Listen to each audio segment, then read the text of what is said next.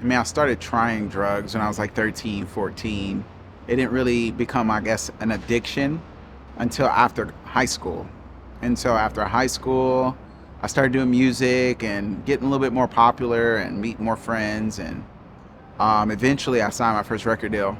And so after signing my first record deal, I guess you could say like my $20 weed problem turned into like $1,000 weed problem. Um, and then I continued on and you know, I got another record deal, actually a second record deal, and then my $1,000 weed problem turned into like a $5,000 weed problem. And so it just kept escalating and escalating, and I kept running into basically myself, my own problems without knowing. You're telling yourself like I'm not gonna do drugs today or I'm not gonna drink today, like no matter what. I'm gonna go to the gym, I'm gonna work out, then you'll see yourself. You'll be working out and on the treadmill and you'll have a good day, you'll get out of the sauna and then you'll get home and then the next thing you know it's like muscle memory. Next thing you know you're calling up your drug dealer or you're smoking weed or you're drinking it. And it's like, how did I get here? And also it's just you're just so used to it. Like this is what I do. It's not even about being sad.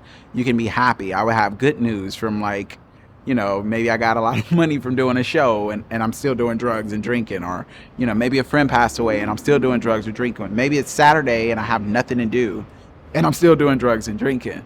And so you start noticing it. You start noticing that you're not eating. You start noticing all of these bad things about and it's just hard.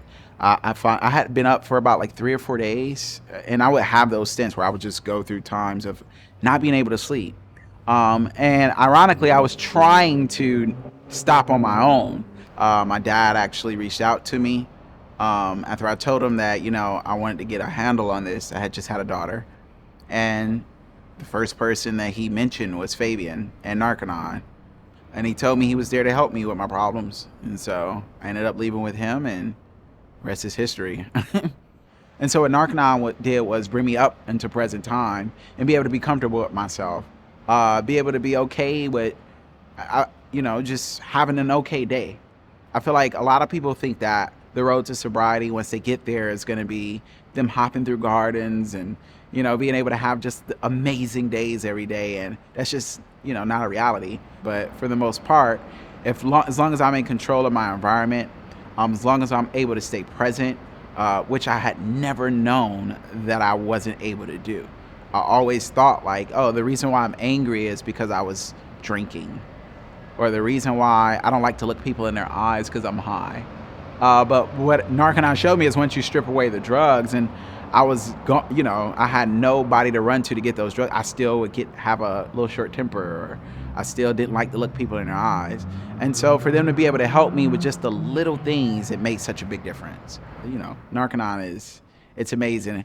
Of course, it's on a good piece of land, but it also, like I said, it just gives people a safe place, and it's provided a safe place for me in order to be able to plot out the rest of my future.